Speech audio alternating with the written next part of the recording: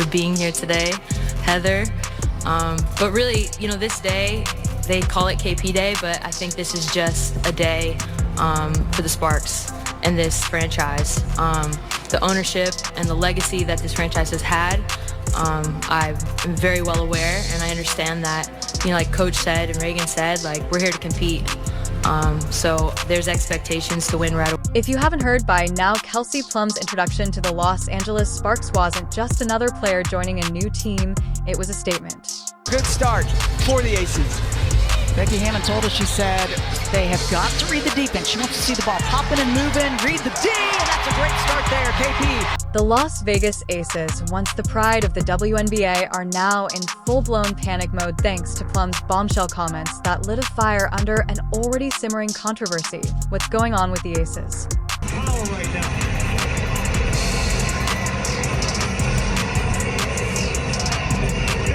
She didn't let out a smile, which that is a good sign, I guess. I'm sure it's Why is everyone leaving, and what's next for a team that seemed destined for dynasty status just a few seasons ago? First question over here, Asia. First of all, how are you feeling? Coming off of a really physical game on the road, another physical game tonight. How are you feeling physically, and how are you feeling mentally right now at this point in the season? Team just hasn't been able to put together kind of comprehensive games on both ends of the floor so far. Physically, I'm hurting, but at the same time, nobody cares. It's something that I'm just going to continue to work through. All of my teammates, everybody in this league is hurt in some type of way. This league is hard, but mentally, it's just the next level mentality. Buckle up, because we're diving deep into the chaos. And before we get started, don't forget to share, and subscribe to our channel for more breaking news and WNBA drama. You won't want to miss what we uncover next on. I was joking about how we've been hurt, arrested, and sued all this year, but, the reality, we've been through it. And so, like you said, I think, that culture in certain moments allows you to kind of dig deeper into the trenches. And when you have someone to the right and left of you that is ready to go to war and do whatever it takes, there's a lot of confidence in that. And so it's really hard to build great culture. And Becky Hammond, she's our leader, she's our coach, and that's all of us celebrating, having a good time. Man, we were just rolling in there deep. They were so fed up with us. Yeah, you're allowed to. You're the champions. You go back to back. You can do whatever you want. Kelsey Plum's press conference with the Sparks was anything but ordinary right out of the gate. She didn't just praise her new team, she threw serious shade at the Las Vegas Aces. They can shoot, they can play multiple positions, they can guard multiple positions, and they're all competitors. They want to win, they want to get better, they want to be great. That to me really stood out. And, in this league, your bigs will take you places. If you look at championship teams down the line, usually your 3-4 are instrumental in making a run, to a championship. And so, just looking at that, it's the best young front court in the league, and it's not close.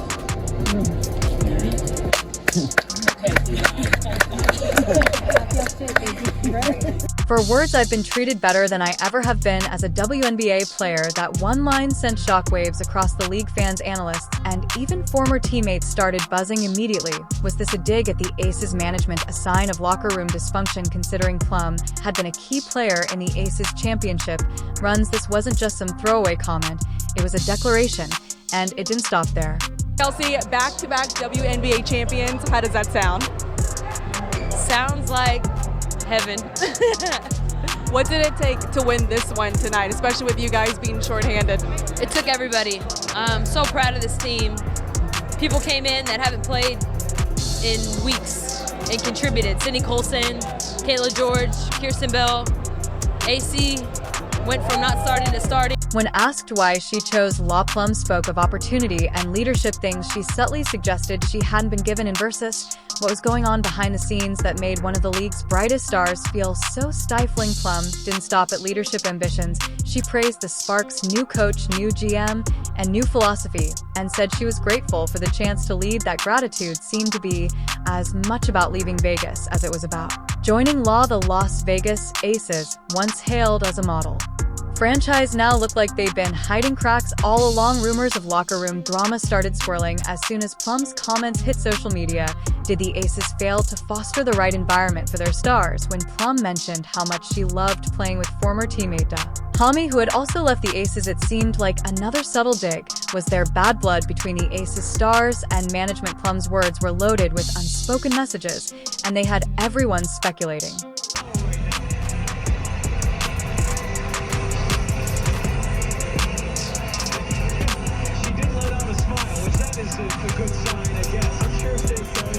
One player leaving a championship team is normal. Two might raise eyebrows, but the Aces are facing a full-blown talent drain. 5 key players, including Plum, Hami, and Alicia Clark, have left the team. That's not just bad luck, that's a red flag. Sydney Carlson, one of the Aces' emotional leaders, jumped ship to the Indiana Fever. Tiffany Hayes, the reigning 6th player of the year, headed to Golden State.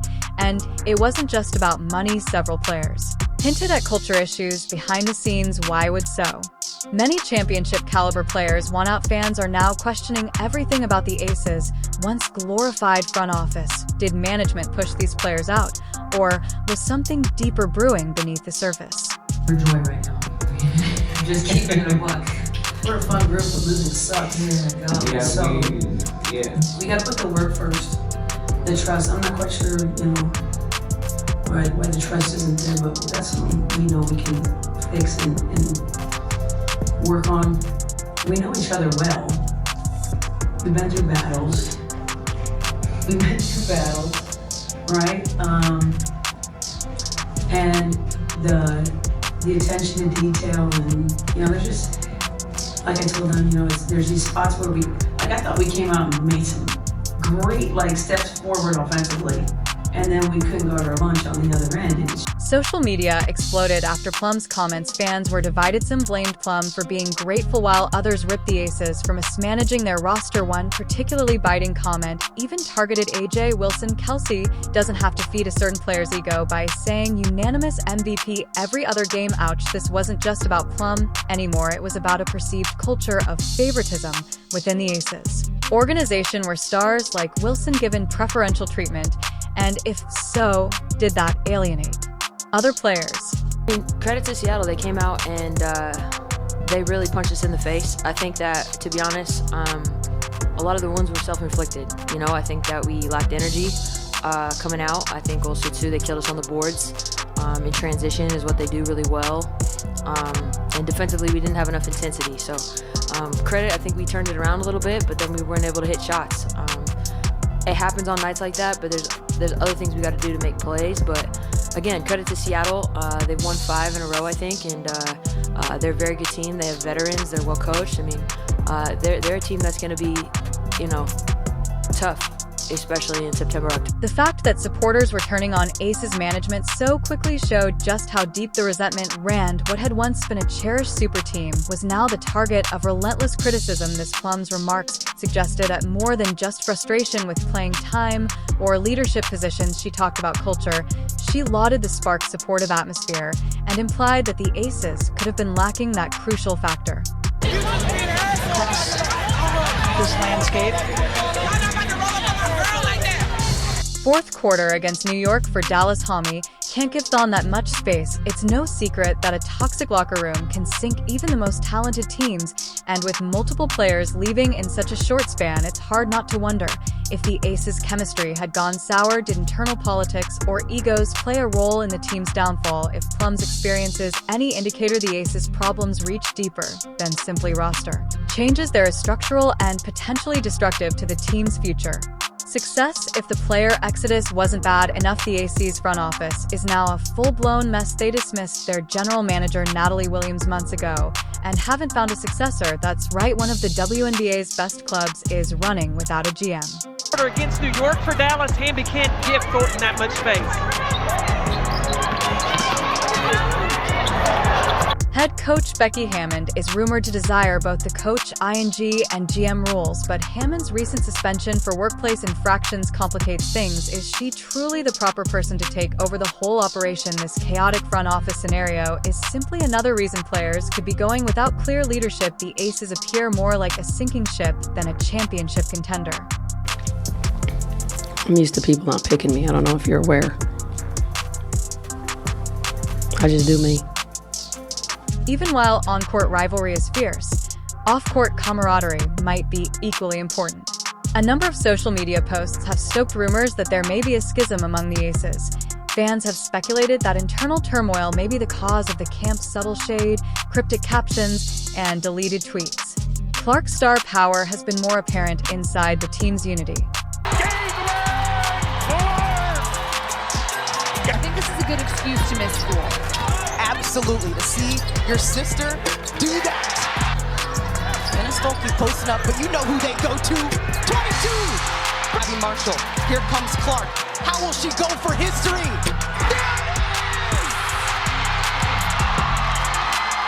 Iowa City. This shot is an elite shot, a layup for Caitlin Clark. Nobody else in the country that... It's normal for dominant teams to experience growing pains, especially when expectations are high. The Aces are accustomed to winning and controlling stories, but now they're in the middle of a media storm, and not for the right reasons. Players who typically stay out of the spotlight are suddenly defending themselves against questions about strategy and leadership. How the Aces react will be crucial. Will they end the drama by emerging stronger, or will their performance be overshadowed by internal rumors? Time is running out, and the Aces must present a unified front before they crumble under the pressure of the limelight. Management choices frequently have in the instance of the Aces. Concerns are circulating over whether the coaching staff and front office mismanaged Clark's threat and whether there was adequate preparation for her. A team's direction is more important than talent alone. Better mid-game changes may have been made to the dynamic play style to lessen her damage. Came in the league and there was a high level of respect given off the bat? Hell no. No. They were trying to kill me. I was humbled very quickly. I remember growing up, I loved Diana. That was kind of why I started playing basketball. I'm guarding Diana. It's like a dead ball. She's looking at me. She's like, "Hey, Plummy, how you doing?" And I'm like, you know, I'm a little phased. I'm like, "Oh, good." Although head coach Becky Hammond has long been commended for her basketball acumen, even the brightest minds may fall short. The lack of answers during the post-game news conference led some to speculate that management is secretly reevaluating their approach. If adjustments aren't made, rising stars like Clark, who are redefining what dominance in the world looks like, may surpass the Aces. Since the Marina Mabry trade, and she has stepped up her game in that opportunity. Caitlin Clark for three. Fans are keeping a close eye on management, who must decide whether to solve the problems immediately or face more criticism as the Aces season goes on. Will they step up, or will this be the start of a gradual unravel? Fans are already speculating about what will happen next, and if Caitlin Clark can continue to be as intense as she is when the season heats up thanks to her incredible performance, which has cemented her as one of the league's must-watch stars. Your team is at right now? Not very good. Really good game about the lineups. There's still enough out there to win. We're not a very good team right now. We're not committed to doing little things for each other. Tonight I actually thought we got lots of open looks we missed. But it can't be a case of, okay, we're not making shots now. I thought our defense was actually pretty good. I thought they hit some timely threes. Meanwhile, we go over 7 in the fourth quarter. I have to keep plugging along, but bottom line is we're not a very good team. Park's capacity to disrupt even the league's top defenders heralds a new age of WNBA competitiveness, but spectacular performances also come with consequences. High hopes every action she made against the Aces will be examined by their rival teams, who will then develop counter-strategies to lessen her influence. The current query is whether Clark can maintain her unpredictability because her star power extends beyond her leadership. If she keeps going in this direction, Clark may soon be the face of the WNBA, and if the Aces cross paths with her again, it will be a matchup that fans won't want to miss. Charisma and poise are making her a household brand.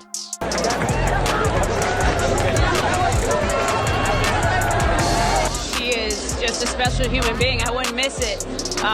So to be here to honor her, to see how much love she has here, I mean, she really put this program on the map nationally, and for Dawn just to continue that tradition and Dawn seeing that talent. The Aces must now make a crucial choice.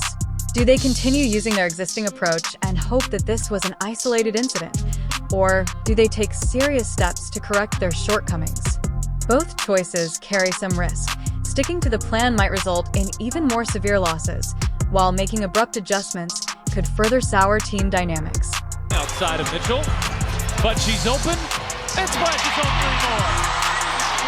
A beautiful hand in. The main participants, such as AIA, there is no room for complacency in a league this competitive. The next few games will reveal a lot about the AC's future. Will they learn from their mistakes and come back stronger?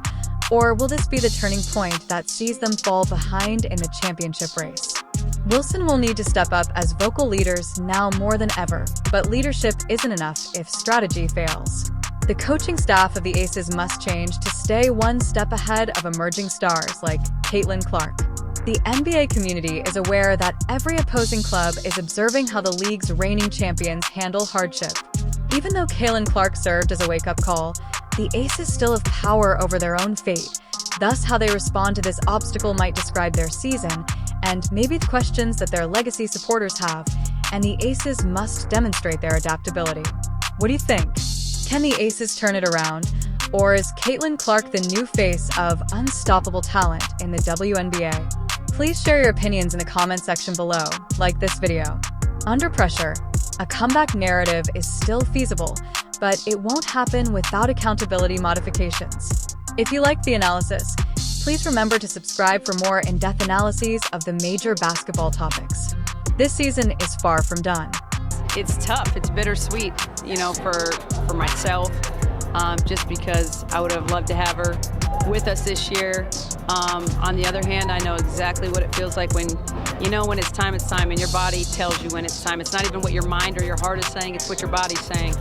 And so she's somebody who, obviously, you're not going to replace her, not on this team, not in the scheme of, in the world of women's basketball, because to me, she was kind of like the first, like she's kind of a goat amongst goats in the sense of she changed